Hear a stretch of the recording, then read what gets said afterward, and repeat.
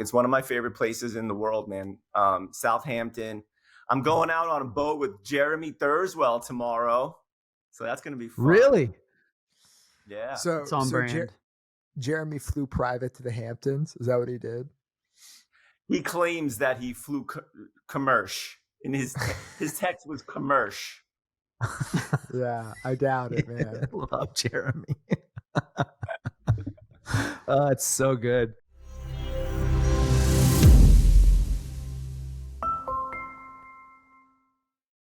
It all started with a rumor, a whisper about a private WhatsApp chat where 9-figure entrepreneurs swapped insights, information, and deals behind closed doors. And now, for the first time ever, these operators are pulling back the curtain on their clandestine world right here on this podcast. You're about to witness something truly remarkable. A glimpse into the minds and businesses of the world's most successful operators. So sit back, relax, and stay glued to your headphones. The chat is about to begin. All right, boys. So, Mike, this is your topic. Absolutely. Do you want to tell us where your head's at and what the hell you want to talk about? Because I think Absolutely. It's interesting, but it can go. I'm gonna start with a story. I'm gonna start with a story here. So when we are year 2, probably of the company, we say, hey, we should probably go to a trade show. We've never gone to a trade show because we started as an e-commerce brand, but we should do it. So we go to a trade show. And we didn't know, it's kind of like walking into a knife fight with a water gun or something. We go to this trade show, and all of our competitors are building these $100,000 booths. We had 6 shelves we'd bought at IKEA, and the theme of the trade show was actually drinkware. So there were probably 50 different companies at this. It's the International Home Houseware Show. We're at this trade show, and there was a point where we saw some employees from another competitor walking by, pointing and just laughing at our booth. So, which I still very much keep as a chip on my shoulder. But at the end of the first day, because our people had walked around the show and really gotten a feel for just how many freaking competitors we had. We had a ton of competitors. And I just pulled them together, and I basically said, listen, here's the deal. If we are selling water bottles, we are cooked. There is no future here. If we are selling this mark, the SM, then we've got a great future. And that's pretty much it. And you guys need to all understand that. And so the topic I want to discuss today is, how do you build a brand? How do you build something with brand equity? Because that's basically the one moat that matters. Some people listening to this, maybe you've got some kind of regulatory or intellectual property barrier to entry. You probably don't have an economies of scale barrier to entry. And we live in a world where product quality even is not much of a barrier, a moat anymore, because people are so easily able to create a replica, because of China and just where manufacturing's gotten. And so the one defensible moat really is brand. And I think with all of us, this is something that we've spent a lot of time thinking about, and we've approached it maybe even different ways. So here's the topic for today: deep dive operators.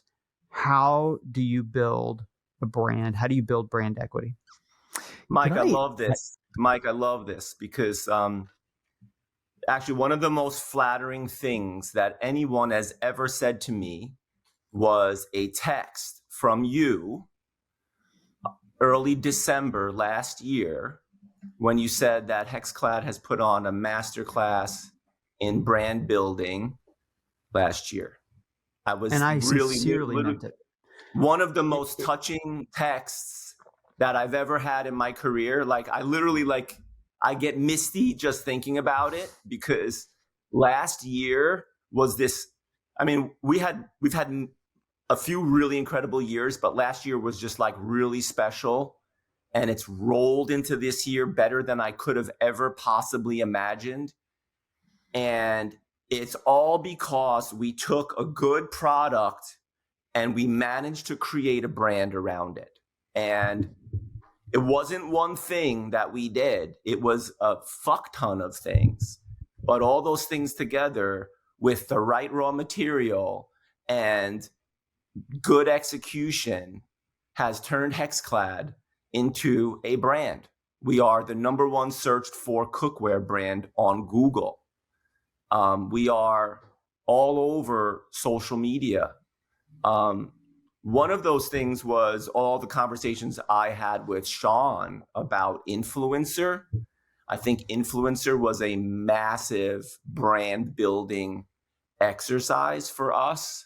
So I think that's huge, but it's also, again, you have to have a good product. Influencer works for us because people love the pan. They love the HexClad pan. You guys, most of you guys use it. People in the chat use it. They all love the product. You can see the product. It's like the Ridge wallet. Like, it looks different. When I first saw Ridge wallet in June of 2020, when Austin Harrison from Northbeam came to my office and he showed me this wallet, I'm like, I need that fucking wallet, you know? And it started with the product. And I mean, I don't want to take up, there's a million things I can hit on this topic and I want to give someone else a turn, but we started 2022 saying, okay, we're getting better at performance marketing and we think we can build a brand. And it actually starts with Danny, because Danny always had it in his mind. There was this picture of Johnny Cash getting out of Folsom prison, giving the finger. It's a pretty famous, iconic photo. And that's always what Danny wanted for the brand, right? Cole just wanted to make money. So did Danny. But Danny wanted to make HexClad into that badass cookware brand. And that was his mantra from the day I met him. And I'm like, I love it. I don't know if it's going to work. And he was right. And part of it is the look. Then we got Gordon. He's the consummate badass in the kitchen. And so that was the goal from the beginning. Like, let's be the badass cookware. We're not your grandmother's cookware. Your grandmother can be a badass. Your daughter can be a badass, but it's the badass cookware brand. And then we delivered that message to a small branding agency at the end of 2021. And like, they wrote a manifesto and like, they just got us. It was like hair standing up on the back of your neck. It's like, wow, you get me. And we went to work with them. I mean, we've probably spent like 150 grand with them by now, over a year and a half. It's not that much. The initial study was like 35 to 40. And that set us up to then have, one of the things that I will take credit for is pushing very hard to define our value propositions in every way. And then in all of our messaging, and then taking that into the new website build and saying, fuck it, we are all in on the dark mode because that's what our pan looks like. And I had Zach from Homestead and Sean and other people like questioning that move. And we're just like, this is it. We're going to fucking own it. And, you know, we're growing faster this year than last year, which is absolutely mind blowing. Like, I just can't believe it.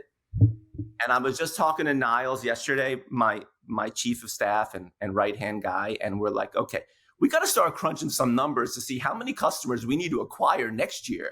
Like, because it's just going to get fucking harder. Right. So dude, I was wondering that the other day. I was actually thinking of you, Jason. I'm like, when does this rocket that is HexClad hit their first ceiling?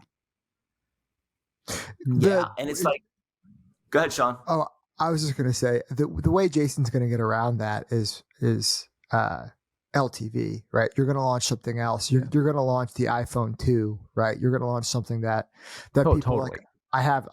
And you're going to get them to buy multiple from you again. But yeah, I just love that he's thinking about it, right? He's like, well, shit, we got to look at how many customers we need to acquire next year. This like, is what we actually need to do some math now. This is the investment banking background, right? Like, this is when people ask, you know, what do I bring to the table? Like, this is just the way I'm programmed, because I've analyzed hundreds of businesses over the years. And these are like this is basic stuff, guys. This isn't rocket science. I'm not that smart. This is like focus on the basic important stuff and stop dwelling on like minutia. Yeah, what we do is we look at sorry, we move on to the next I was point. going to say, Sean, I want to hear your thoughts on brand, because I think you've done a world-class job at this too. And I And just then, wanna, Mike, you before can- Sean goes, I want to close off something Jason said, because I don't think we're going to talk a lot about it, but I just want to make the point. I want to highlight it and underline it. If you don't have an excellent product, then you are not going to be able to build a brand, or you shouldn't even try to build a brand. Start with an excellent product. A lot of things we're going to talk about here are going to take for granted that your foundation is an excellent product. And so you should put all of your effort and all of your energy into having a truly exceptional product before you worry about any of the other things that we're going to talk about.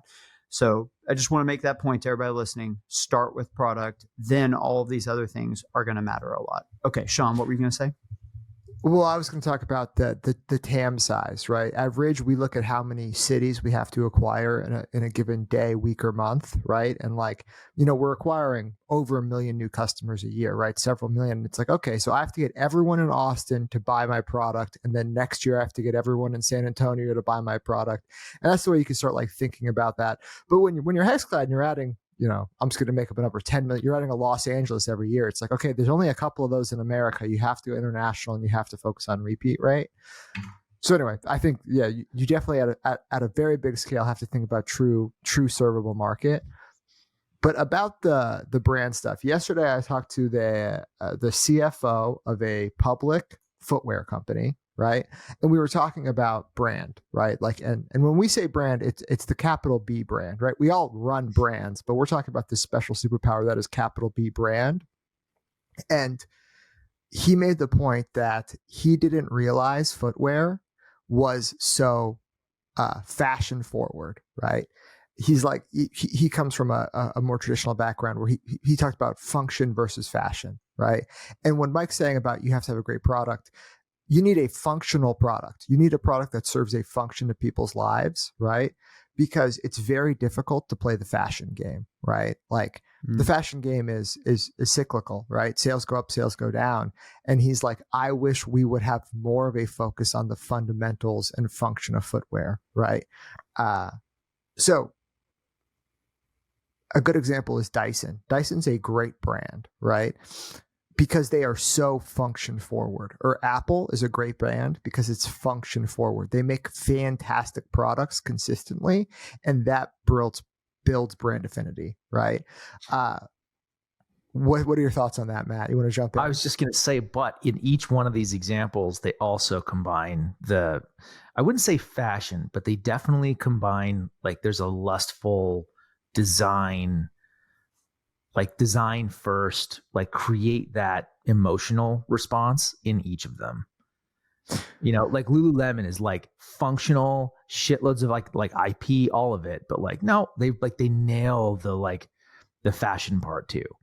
I would argue HexClad nails the look and you want that. That pan looks badass, right? The site looks badass. Ridge Wallet, functional, sure, but the stuff looks awesome. There is that element to each one of those brands still. They started with the function, but they killed it on the other piece. Yeah, so I guess my thesis on this is great brands start with is truly superior functional improvement, right? Because yes, Dyson, Apple, Lululemon, HexClad, they're all actually best in class, and then they elevate it with fashion or aesthetic or whatever else, right? And what I'm trying to get at is it's really hard to do that with basic t-shirts. It's really hard to do that with hats, right? Things that are not functionally better off the shelf from China, because if you build brand around that, you're building brand around the fashion element. That's the only way to do it, right? And there's really great, I'm just talking about, Mad Happy, awesome brand, great stuff. Is it functionally better or is it just sweats, right? And I like Mad Happy, friends with the guy, super good.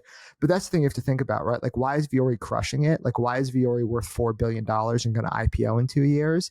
It's because on the fabric level, they are best in class. And everyone tells me that from Lululemon, from other competitors. They're like, yeah, we wish we were more like Fiore from the fabric aspect. So then they can build a brand around that. But I think it has to start with function, like Mike's talking about.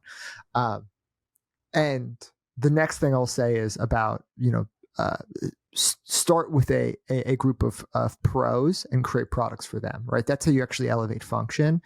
Our first people to embrace the Ridge wallet was everyday carry people who use guns or knives or or whatever, right, in their day-to-day lives. That's why I bought everydaycarry.com, because those people backed our Kickstarter 10 years ago, right? You have to create things for the pro, and then eventually you reach the rest of the consumer base. But Matt, what are your thoughts on brand? I think the prosumer thing is really smart. Like we did that with Lomi. We're like, who's our like prosumer? We actually got that move. It was DJI, the people that make drones. Yes. Like we were looking at like, who does this really well? Like who has this like die hard 10 to 20% of the customers who are going to be the brand voice. Like they are just going to like tell everybody about it. They're like, who's your CrossFitter or your vegan or like now your cold plunge person? That's like it for your brand, right? They won't shut up about it. And DJI just kills it on this front. Like they focus on the drone nerd, and it's like they make products for the drone nerd, and that's they built their, and that's an incredible company, by the way. Like you want to watch like a masterclass on like interacting with your community. Holy hell, DJI, they're unreal. And so like with Lomi, we're like, okay, who do we think this is going to be, right? And we're like hobbyist gardeners. There's like these people that like want to grow their own tomatoes. They're everywhere. They have condos, they live in homes, whatever. So the prosumer thing, Sean, I think is great. I do want to ask a question to you guys, because Mike, you started off. I want to know if you all believe this to be 100% true. Do you believe that that brand is the thing that consumer entrepreneurs should be looking to build moat around? Like, is that the number one thing that they should be thinking about, or is it the thing that they're likely only going to be able to do? Here's what I want to talk about. Fulfill. Have either of you guys passed an audit? Do you guys have audited financials? Okay, I could not get audited financials. We spent probably over $1 million last year on accounting services, right? And a lot of that went to Armanino, our accounting firm, to get our books ready to be audited. And then some of it went to Moss Adams to audit those books. This was for 2021. We could probably pass an audit for 2022, but why did that cost me so much money? Why did it cost me $1 million? And I still probably couldn't pass that audit. It's because of the way we bought inventory. We did not have an ERP. We were not measuring inventory into our business, through our business, out of our business. It was done via spreadsheets. And I bet a lot of brands listening to this right now are like, yeah, that's how we do it. You place a PO and it kind of shows up and no one's matching it back. Like all of these stupid fucking accounting things that apparently the world really cares about. And I've told some people this. We had a offer to buy Ridge for hundreds of millions of dollars, right? And that's why we spent $1 million auditing it. It was like, okay, fine, we'll go through this process. If someone's going to give us multiple hundreds of millions of dollars, great, we'll go through this, right? Luckily, the market kind of fell apart before the audit was supposed to get done. So that company, that offer, kind of poofed away with that company's valuation. But I couldn't pass an audit because we did not have systems in place, right? So in a different world where the market held strong, I probably would have missed out on hundreds of millions of dollars because I couldn't pass an audit. So that's why we signed with Fulfill at some point in 2021 to get us ready, because we knew this audit shit was coming.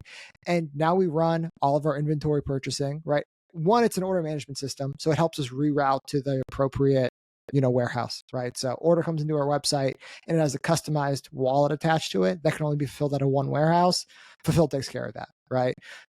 If it's a split order, Fulfill's taking care of all that, saves money and time on, tickets or whatever. But the big thing is we do all of our inventory purchasing for it now, and we have true costs per PO. We track that inventory through our system, and apparently that helps you pass audits. So don't waste $1 million on shitty accounting fees and if you ever get an offer for hundreds of millions of dollars, don't let an audit be the thing that gets in the way. The way that we try to evaluate brand, and I really think this is the best way to do it at this point, is instead of looking at sales, it's looking at how many people are proactively searching for your product in one way or another, saying, I want to buy Simple Modern. And so I combine our Google search volume, which you can get, there's ways you can get to it. And same with Amazon, there's ways you can get to it. And at this point, we have over 1 million searches that happen every month between those two platforms of people saying, Simple Modern tumbler, Simple Modern water bottle. And to me, that's a customer that's really saying, I'm all in on this brand. Like I want to buy a water bottle and I happen to choose Simple Modern, but I want a Simple Modern water bottle. And so one of the things that I also will use this opportunity to say, because I'm kind of a numbers guy, people will say things that drive me crazy, like they don't have a brand or they have a brand. And I always think that's stupid. Like this is a spectrum, right? It's not about do you have a brand or not. It's about how much brand have you been able to develop. And the goal, obviously, is that the magnitude of how many people are all in on your brand just keeps growing. But to me, Jason, I don't think I ever dreamed that we would get to a point that there would be 1 million people every month that would say, I really want to buy Simple Modern, and I guess one other thing that I'm not even taking into account is how many organic people are coming to our website at that point when I say 1 million. So maybe I would throw that in as well, like organic website visitors plus Amazon searches plus Google searches, roll that all together. That gives you a feel of how much critical mass of people are really all in on your brand. There's also one other thing I'll say is we do also pay twice annually. We do a semi-annual thing where we look at aided and unaided brand awareness and we try and have an understanding. Sometimes, like if you watch Yeti's earnings report, they'll talk about these kind of things. And so we try and track out, hey, where are we relative to our competitors and what's the trend line on those numbers? Sean? Well, I want to go back to Matt's first question, which is brand a moat? And is that a moat you should invest in? And then Mike brought up the famous Sean Frank quote, brand doesn't matter until you get to $50 million a year. And I want to break down brand into functional and fashion. I think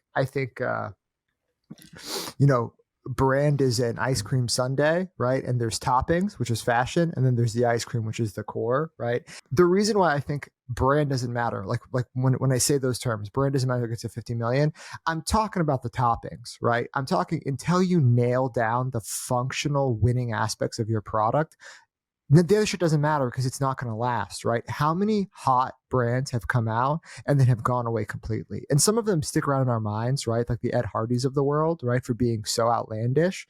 But there's hundreds every single year that come out that just mean nothing to nobody, right? But if you look at Hoka is a 12-year-old brand, right? Like they've been making ugly ass shoes forever because they're trying to make the best shoe, right? They're not trying to make the hottest shoe or the coolest shoe.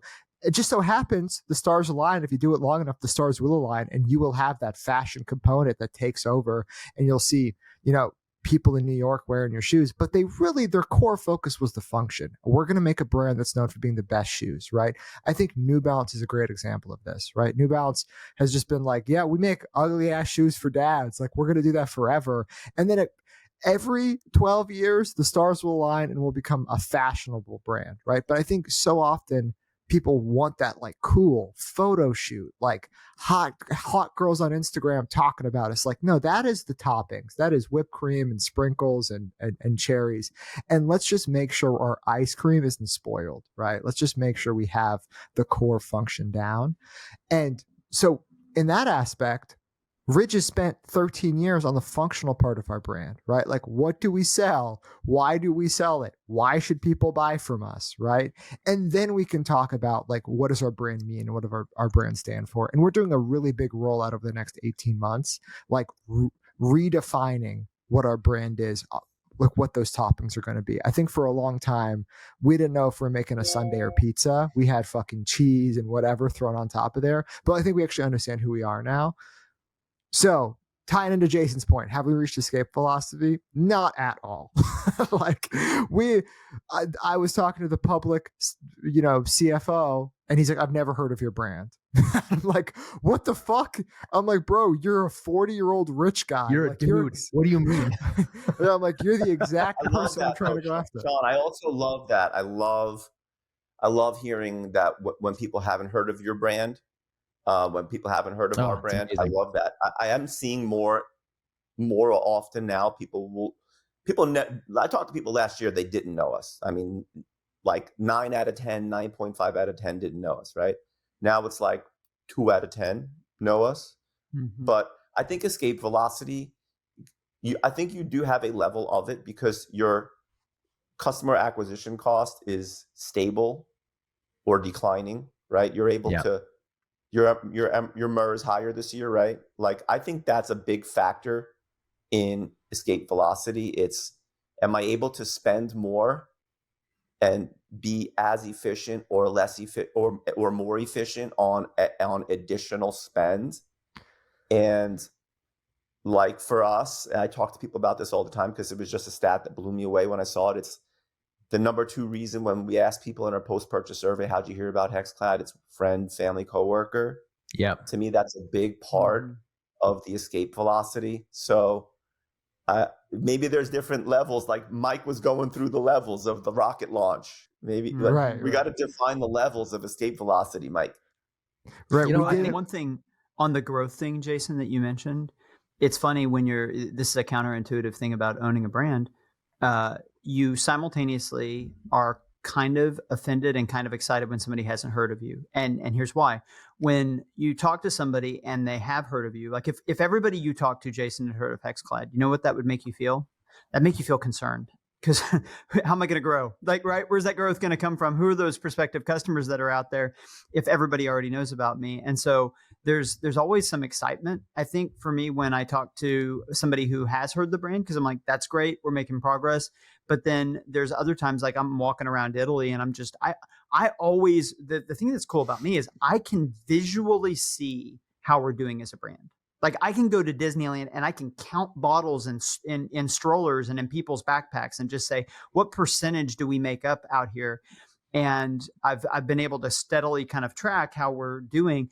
But the takeaway I have from every vacation is we're growing and the market's so freaking big. We're still so small in this market. And it's simultaneously encouraging of like, hey, we're actually making progress, but there is so much room for us to continue to grow, which is motivating. Jason, you said something earlier that I think is really worth highlighting because you didn't say the word, but like everything you talked about to me is like the cornerstone of brand building, which is you have done things so consistently, right? Like that is the word. Like if you're going to build a brand, you better be consistent in whatever you do, right? Like you guys decided like, this is the attitude that we're going to have. This is how we're going to talk. These are our value propositions. Like this is how we're going to look. And then you just do it so consistently and across all channels. And I think, Sean, you do that well. And I think Mike, Simple Modern is turning into a brand. I think you started with like, we got a killer product. And now it's like, it's growing into a brand. That's like my one thing. I think that if you're listening to this, like building a brand takes time, and Jason, like Lomi is not old enough to be anywhere near escape velocity. Like I'm actually still I got to build the category first before we build a brand. Like we had to name our fucking category. Like we had to come up with words. We're like smart waste. That's what the category is. Everybody's, what the hell is that? I'm like, oh shit, this is going to take some work and some time. But the funny thing is now I'm seeing we have like some competitive products coming out and they're all calling themselves smart waste devices. Right. And then Jason, to your point, the thing I care most about when building a brand is like, is I heard about it from a friend or family member in my like top 2 or 3 sources of new users. And as long as that's true, I'm happy. A few things that I love about SendLane. First, it's a premium product at affordable prices. Like that's how we built the Simple Modern brand. was, hey, we're going to make something that's as good as anything out there, but we're going to make the pricing affordable. It's definitely true about SendLane. Run by an operator that's got 14 years of email experience. He ran a D2C company. So he really understands that their team really understands what their customers need and want. They built a product based on their experiences. And I think it's been mentioned on this show before, but like they do a great job of engaging with the community via the social platforms, Twitter, I guess Threads now, whatever. They really are talking to people and asking them what they want. Recently, they rolled out reviews as a free add-on to what they were offering already. And then, Klaviyo really quickly, like a week later, 2 weeks later, rolled it out, but it costs money with Klaviyo. But it's a good example of, I think they're really listening to their customer. I think that when you're buying any software solution, because, even though you can switching costs are real, like you got to train people on a new platform. And it's a hassle always to switch. So I really try and pay attention to what is not just where is the product right now, but what's the trajectory of the product. I'm really impressed with the trajectory of their product. They've gone from not on my radar to being very impressed with what they're building over the last 6 months, just because of the trajectory and the rate of development. And so it's not just like, hey, where's the software that you're committing to? Where's it today? It's where's it going to be 6 months, a year from now? Finally, I've done email. I've invested in email providers. And I would say the number one danger in email is if you get poor deliverability. All this segmenting, all these hacks, tricks and tips, none of that matters if you don't have good deliverability.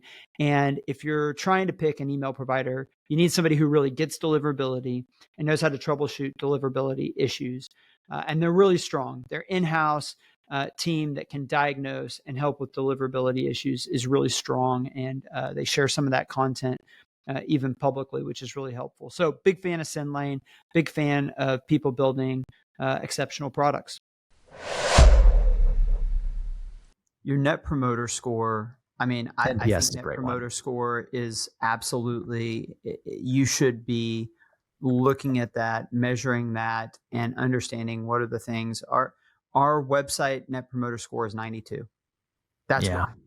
Why is Simple Modern? Why, even though I really am not very good at brand building, like I didn't have any experience and I'm kind of figuring it out on the fly. Like, why has this all worked? It's simple. We have a 92 NPS. When you have a 92 NPS, you can just screw a ton of stuff up, because basically what a 92 means is that almost everybody that buys your product not only loves it and feels like they got better value for the money than they could have expected, but they want to tell other people about it. And so you guys talk to me all the time about, hey, how in the world do you not spend any money on marketing? Like, how does this work? It's like, well, people do it for us. It's evangelistic kind of word of mouth from other people. And that's why we've been able to continue to grow so much, even though we spent so little on marketing. Now, hopefully in the next phase, we get better and more scaled and being able to tell our own story. But if you have an unbelievable product and an unbelievable NPS, that's one way where you can grow a brand organicamente.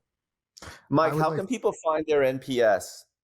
I think you have to ask your customers, Jason. I think NPS is just one question, Mike? It used to be 3. Now it's typically 1. And the 1 is on a scale of 0 or 1 to 10. How likely are you to recommend the Ridge to friends and family? And then the way that it's calculated is basically you have 3 buckets of people. There's like kind of brand advocates, neutral, and then brand detractors. So brand detractors are anything from 0 to 5, I think, usually. And that's basically saying they count as a negative on your score. And then there's brand neutrals that are like 6 or 7. And then 8, 9, and 10 are all count as positive. So imagine you surveyed 100 people. Your net promoter score is how many people were in the 8, 9, or 10 bucket minus however many people were in the 1 to 5 bucket. And so you can see, and it's out of 100. So you can see how 92 is just absurd. Basically, to get a 92, what you have to have, like to get a 92, you would have to have 95 people in the 8, 9, or 10, like a couple of people in the 6 or 7, and then 3 people in the 1 through 5 range. That would be the breakdown to get to something like a 92. And obviously, like if that's the way that customers are rating you, then you're going to be in good shape. And you can, there are apps with Shopify that, like, we use an app with Shopify that automatically sends out to purchasers to track this. But there's also services that you can hire to go out there and do more broad ranging. You know what's crazy about your score, Mike? Like I feel like Roomba, I remember looking at one of their quarterly, like their public reports. They do like $1.6 billion a year. Like that's it's not a small business, right? I think their NPS was like a 5. Oh, it's which is still, and they were proud of that. Companies are negative in NPS. Yeah, they were so proud of that, right? And I'm like, I saw it. I'm like, fuck, that's pretty good. You know, so to hear yours is like a 90. Amazon, like, Apple, these are like 60s, high 60s, 70s. Yeah, it's very, very, very difficult to get above. Jason, I bet yours is very high. The gold standard. We had some good NPS data a while back. I think we were using something where we could get it, but we stopped it for some reason. So I haven't seen it in a while. I'm going to go figure it out and let you guys know. You know, I think all of you guys too, like, I do think, Jason, part of what is working so well for HexClad is you did sort of redefine the category a bit, like, you know, and because category creation, I mean, Sean, you guys are definitely a category creator. Like when your brand is searched more than the category you're in, you built a new one. Like when Ridge is searched, like you're searched more than wallet, right? Like that's how you know that like you created a new category. And I think, Jason, you're probably starting to see that too with HexClad, is like, because like I see that your pattern of your pan, it's like everywhere. I love TikTok cooking videos. Like I love watching them. That is like my freaking guilty pleasure, is like quick cut food production. I love it. And HexClad is freaking everywhere. And you don't even have to say it anymore. It's just like you're there. Yeah, if you're searched more than your category, either you're doing something right or you chose the wrong category. So yeah, with wallets, we just chose the wrong category. People do not care about wallets, so it's pretty easy to dominate.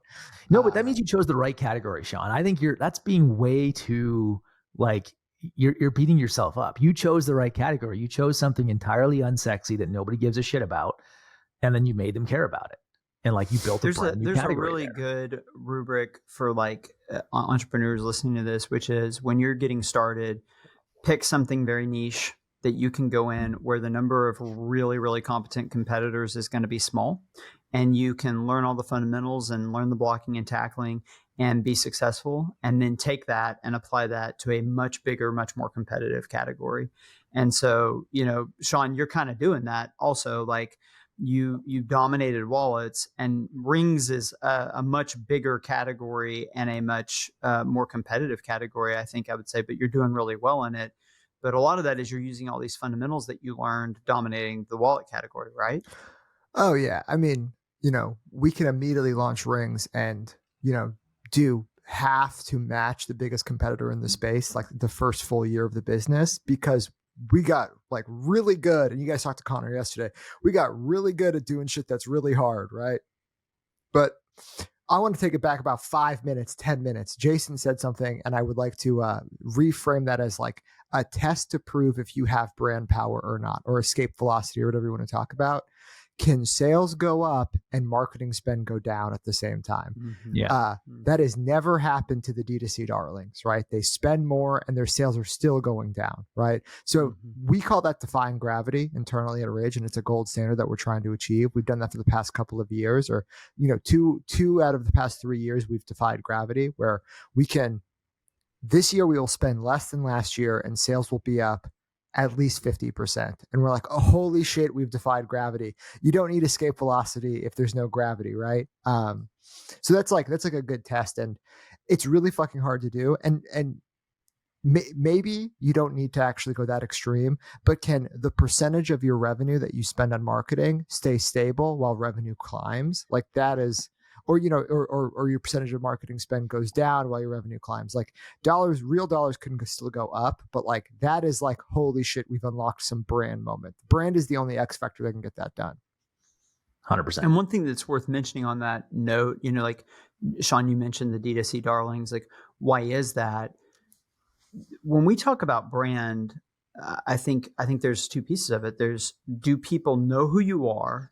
And then how do they feel about that? And does it compel action, right? So I think almost everybody knows who Allbirds is at this point, right? The problem is that it's not necessarily compelling action. And so in one sense, you could say they have a great brand in terms of just aided and unaided recognition. Their numbers would be really high. But what's borne out over the last 2 years is that they don't have a great brand when it comes to compelling action. And it turns out that's what matters, because that's what makes your business run. I'm just looking at like all the early decisions we made using Northbeam to get to where we are today, when we were like 30 million and 50 million in sales. And that's, that's sort of where we started using it heavily, and it really helped us. And I'm just thinking back to some early advice that I received from other people, not Northbeam, when our Facebook ROAS was like sub 1. And they're like, you're losing money. You cannot spend this money. And every time I think about this, I'm like, actually, if we had listened to those people, we would have destroyed the business. And and Danny and I didn't know that much back in 2020. I think we've learned a lot since then. And, without Northbeam and looking at that complete picture of everything, we really would have destroyed our business by listening to the wrong people and not at least having one source of truth in Northbeam. Right. Well, I would say Away, Allbirds, a couple of the other ones, they don't have the function piece down, right? Mm-hmm. Like they spent money to buy brand, and they had the fashion piece, right? Like, oh, Away was hot because everyone else had Away. Like, I'm going to follow that crowd. But functionally, they didn't have something that made them special or stand out, and like they didn't build for the prosumer, right? Mm-hmm. So I mean, I want to ask, does anybody, we're coming up on time here, and this has actually been a good like single topic thing. Do we want to go anywhere else with this topic, or should we call it? And this, I think there's like a single thing. This is great. The point I wanted to make is a really good way to think about where to start a business is to look at an industry that has terrible net promoter scores and launch a company that doesn't suck. That's it. That's the whole piece of advice. Look for where are people generally dissatisfied with the operators and the options that are in the market, and where you could do it at a higher level and launch into that. And that is a tried and true formula to find white space and opportunity.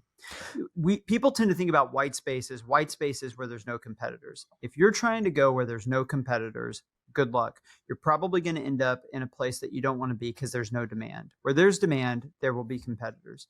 Your goal is not to avoid competition. Your goal is to find a place where the competition is inept and you can beat it. And so low net promoter scores are an indication that the competition, the other firms providing services in that industry, whatever it is, that they can be beaten and that you can beat them. So you can use NPS almost like a metal detector to kind of find where a good place to launch a business is. Well, I think that's really interesting, Mike. I think it ties into Matt's first point, his first question about moats, right? So what moats can exist? Regulatory. So if the government gives a monopoly to somebody, infrastructure, right? Amazon has an infrastructure moat, right? Technology, right? It's very hard to compete with Apple because their AirPods work with their phone, works with their computer. And I think the fourth moat is brand, right? And, I want to talk about Comcast as an example. Nobody likes them. Nobody's happy, right? Like they have a brand that's horrible, right? But because of the infrastructure moat, they are not disrupted, right? Starlink will disrupt them, right? Starlink will come out with a technology moat right? And even if you hate Elon Musk, is his brand worse than Comcast's brand? No, the technology moat will destroy the infrastructure moat.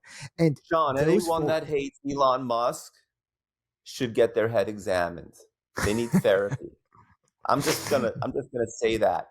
They need therapy. How could you hate someone that has created so much value in this world? Like, he's a category builder, man. And I don't know how I'm with you, Jason. Like, you don't need to like everything he says, but you can't look at the guy and say like he's moving the world. Like, he's actually Yeah. moving the world. right? Like- This isn't supposed to be the Elon Musk defending podcast, all right? I know, but I just no. gotta say it because I had a really good It's friend. incredible. I had a really good friend the other day. Like, we're sitting around my house, like having a glass of wine, and the name Elon Musk came up, and she just looked at me like with that cringy face, and I'm like, if you hate Elon Musk, you're just ill-informed. I just had to say. Okay. All right. Well, so we should pivot the conversation then to Jason wanted to talk about the rebrand to X, right? Yeah, this is perfect time to talk about it. Yeah. Oh, that was And- mine. That oh, was this was you, like Matt? we were talking brand. I'm like, it's an interesting move. People basically puked the morning he did it. Like, there was a collective puking because, like, everybody, there's a certain population that loves Twitter. What do you guys think? Like, I mean, I know the reason why. Like, he's trying to be the everything app, right? Like, how do I be the WeChat in the rest of the world? But like, was this the move Well, as brand builders? I'll clarify that. I think Elon Musk is a generational builder who has pushed technology so forward and forced mass adoption of things that people didn't think were possible, right? The electric car or whatever. And the everything app, I'm going to China tonight. They have everything apps. Like, the app you use to message, the app you use to pay for stuff is also TikTok. Like, they have 10 different live stream feeds in there, right? So those everything apps exist. My take is, and I think this is probably a controversial take, but I was offered SpaceX shares. I think we all were in chat. Someone was like, hey, there's some SpaceX shares. We know what it's going to IPO at, and it is higher than everyone is anticipating, right? I think Elon Musk is actually worth probably $400 billion, right? So I think he's worth probably double what the estimates are. And everyone's like, he's going to go bankrupt. He bought Twitter for 400 or $40 billion or whatever. And it's like, I think he is unbelievably wealthy. I think he can have as much fun as he wants. And I think he literally bought the app to have fun, right? To do his jokes, to change it, to do whatever. So it doesn't matter if he ruins it. It doesn't matter if he drives people off or is whatever. He is beyond winning. Now he can only do things that he thinks are fun. And I think that's where he's operating from. So yeah, do I think X is going to be a successful app? Do I think Twitter's going to be a successful app? I have no fucking idea, but we're dealing with somebody who has built cars and satellites and fucking everything. And I think he just wants to have a little fun. So that's my take. But He bought a toy. Sean's take is Elon bought a $40 billion toy. Some people buy a car. Yeah, Elon buys a social media network. On this point, Sean, you were talking about different types of moats. There's probably a few more that you didn't mention, but one of the moats that can exist, and we have seen this, is network effects. Like, once and in some ways, this rebrand is a bet on network effects. It's just saying, listen, people have built up their network here. They've built up the habit of doing that. It doesn't matter what it's called. They're still going to use it. And at least so far, that's been true of me. Like, it doesn't matter if the little icon is a bird or an X or whatever else, the fundamental underlying service, I'm pretty locked in. And some of that's because I've built a huge network there, and I've built a huge, kind of social graph there. And that's not just going to transfer over to Threads or somewhere else. And so I'm absolutely going to continue. He can call it whatever he wants, and I'm going to continue to use it because of that moat. Guys, I've got 2 points here. Sean, you want to go first? You can say I can save mine. Go ahead, Sean. No, I was just going to say, I would call that moat audience. I think audience is a huge moat, and I think that's what you're talking about, Mike. But go ahead, Jason. So 2 things. Number 1 on the rebrand, and number 2 on why Elon bought Twitter. Okay. Number 1, X, I didn't like it for like the first day. I was like, what's going on here? This is weird. People are generally resistant to change. It's like when you see the new model of a car and of a car that you kind of really like the old model. BMW does this shit all the time. They change the front grille. I'm like, this looks terrible. And it grows on you. And you're like, wow. So there's some really smart people out there that get this. I don't, but it fucking works. And I think X is a great rebrand. And I think the bird was stupid in the first place. It didn't make any sense to me, unless it's like a carrier pigeon dropping notes, which is like what I need to clean up my comms. But like, I just fucking think it's silly. I thought the bird was silly. I wonder if he's able to change the URL. So I've got a really hot take on this, on the bird thing. So here is one of the things that'll trigger me with when people talk about brand. They'll talk about it as if most brands, there is some brilliance that happened in the design stage or in the word they picked. Wrong. False. That meaning and that importance and those emotions that you associate with those things have been imputed upon it over time by the product, not the other way around. Starbucks logo is objectively terrible. It's a freaking weird green mermaid. What does that have to do with coffee? Nothing. But it's a great logo. Why is it a great logo? Because it's Starbucks logo and because we all know it and because we all associate it with the coffee, right? And I see this all the time. Anytime we talk about brand internally with the company, there's a bunch of different opinions. You can never get to consensus. And people like to talk about these things as if every once in a while, guys, there's a logo where you're like, hey, that's brilliant. The FedEx logo, right, with the arrow in it. Okay, that's the exception. But most logos, it's nothing like that. Most brand names, it's nothing like that. The reason why we think they're great branding is because they became a great brand. Case in point, the Air movie that they had on Amazon about the signing of Michael Jordan, there's two great scenes in there. Where they talk about the swoosh and they talk about the just do it. And in both cases, they make a point where like key leaders within Nike are like, I don't know, just do it. That kind of sounds stupid, you know? Or like they have one scene where Affleck, who plays the shoe dog himself, is like, yeah, when I first saw the swoosh, I was like, it's okay. You know, maybe it'll grow on me. That's the line. Maybe it'll grow on me. And I just want to make that point to everybody listening that these things that seem iconic and obvious now, they never were at the point that they were created. It's a great point. Originally, we were called Bridge Wallet, but we got sued, so we changed it to Ridge. And that's like now we're Ridge. That's that real? our history. Yeah. That's an amazing story. That's awesome. My gosh. I got one which won't top that. It won't top it, but it might be close. When Danny and Cole were literally like about to start selling pans, they didn't have the name yet. And then they just like at the last minute, Cole was like, the pans have hexagons. It's HexClad. That's it. Like literally like that. That's how it happened. That was it. Done deal. And it's just so funny. Like everyone thinks there's this grand plan around everything. But the process is usually a lot simpler than you think it is. Yeah, I'll share mine real quick. We were going to start by selling on Amazon. We needed to register the account. We came up with a name, which was a terrible name. I won't even say it out loud, but we were going to go with it because it was available. And when we actually got around to setting up the account, somebody had taken it. And so we had to pivot and come up with something. And in like 30 minutes, we brainstormed a bunch of ideas. And that's how we came up with Simple Modern. And for the first 8 months... What's that? Go ahead. Well, yeah. I was just going to say for the first 8 months, my co-founders hated it. And we talked about a bunch of different names. And the only reason we didn't change it is because we couldn't align on any of the other names. And now people will tell me all the time, man, it's brilliant. I love it. And I'm like, well, my co-founders hated it for about a year. It grew on us. So in terms of things being wacky, do you know, because you mentioned Starbucks, do you know what made Starbucks? What really made Starbucks? Does anyone know? No. I'm holding it in my hand. You see that lid? You see that sip lid? Really? Wasn't the logo.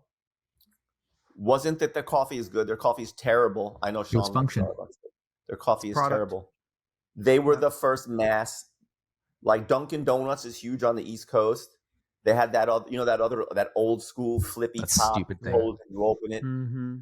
This fucking little thing right here made Starbucks. They patented that lid, Jason? I don't know No. that they patented it, but they massed. They were the first one. They leaned. They really became known hard for it. at it. Yeah. So you All right, want to before we wrap up, let's go to. I gotta hang on. say. I want to tell you. All where right. we came up with the name for Lomi. I got to give you that Go one for it. We got to yeah. hear this. because this actually had some thought of it. It wasn't like fuck it. There's nothing else. Okay, we didn't get sued. It wasn't obvious. The only ask I made of my team was I wanted a name that sounded really cute when a kid said it, and his mom would go, "Aw."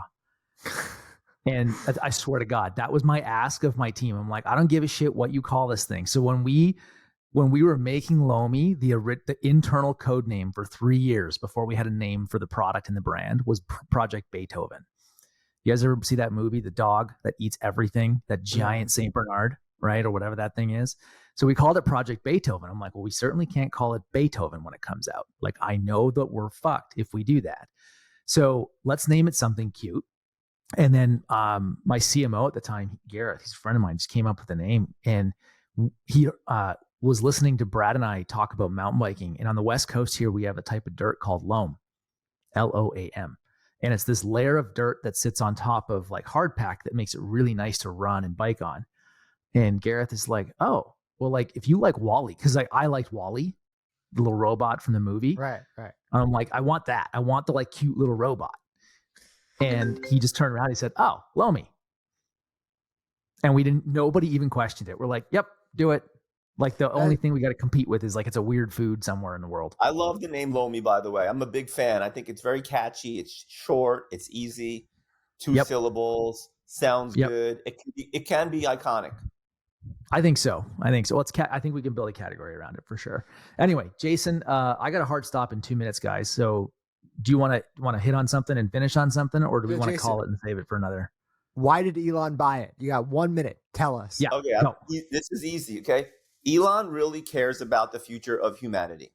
Okay. He genuinely does. He's a flawed human, just like we all are. To err is human. Okay. But he cares about the future of humanity. And what went on during COVID with censorship on social media platforms and the incredible polarization of news, Elon said Twitter is the public town square. And I genuinely believe from the deep down, from the bottom, every ounce of my being and soul that he's right about that. And it's really important for the future of the world for people to hear 2 sides of every story and then come to a conclusion. And we don't have to agree. I went to law school. Every single exam, we had to write both arguments, pro and against. And that's why Elon bought Twitter, because he could afford to do that, because he cared about the future of humanity. That's it. I love that, man. I think disagreement is a beautiful thing. And I think we should end it on that.